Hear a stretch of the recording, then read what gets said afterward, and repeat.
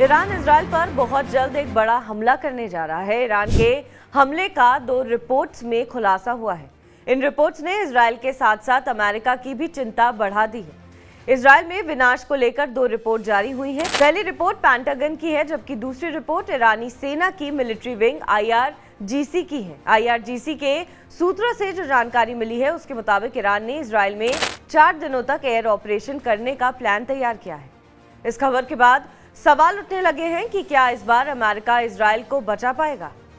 Iran ने एक बार फिर से नोटाम जारी कर दिया है। इसका मतलब होता है कि अगर ईरान की एयर स्पेस पर दूसरे देशों के विमानों की एंट्री बंद है, दुनिया भर को चिंता सताने लगी है कि क्या ईरान सेना के मिसाइल और रॉकेट जल्द ही ईरान के आसमान से इजराइल की तरफ बढ़ेंगे। IRGC के deputy commander brigadier general Ali Fadavi ने ऐलान कर कहा है कि ईरान हानिया की हत्या का बदला लेने के लिए 100% प्रतिबद्ध है।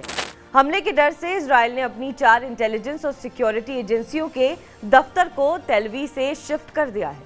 पिछले महीने ईरान प्रॉक्सी हूती का एक ड्रोन तेलवी तक पहुंच गया था। इजराइल की सुरक्षा के लिए अमेरिका ने ईरान के आसपास के समुद्र में 3 और युद्धपोत भेज दिए हैं। ईरान की तरफ से मंडरा रहे अब तक के सबसे बड़े खतरे की वजह से ही तेलवी से लेकर वॉशिंगटन तक हड़कंप मचा हुआ है। तमाम तरह के एहतियात इसलिए बरते जा रहे हैं क्योंकि ईरान 72 घंटे के अंदर इजराइल पर बहुत बड़ा हमला कर सकता है।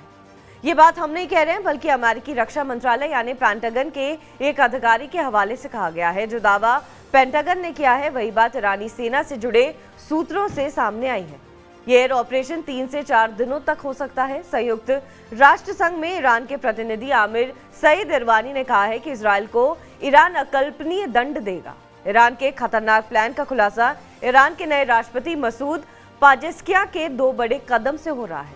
पाजेस्कियां ने ईरानी परमाणु कार्यक्रम के चीफ मोहम्मद इस्लामी का कार्यकाल बढ़ा दिया है। इतना ही नहीं, मसूद ने ईरानी परमाणु कार्यक्रम को रफ्तार देने वाले अब्बास अरागची को ईरान का विदेश मंत्री नियुक्त किया है। मतलब यह है कि ईरान के एटमी प्रोग्राम से जुड़े 2 बड़े लोगों को पाजेस्कियां सरकार में बड़ी जिम्मेदारी मिली है। ये जिम्मेदारी सिर्फ परमाणु परीक्षण के लिए ही नहीं दी गई है, बल्कि समझा जा रहा है कि इनके कंधों पर इजराइल को बुरी तरह से दहलाने का भी जिम्मा है। ईरानी राष्ट्रपति मसूद और ईरान के सर्वोच्च नेता खमीनी ने अपनी सेना को इजराइल पर हमले की डेडलाइन दे चुके हैं।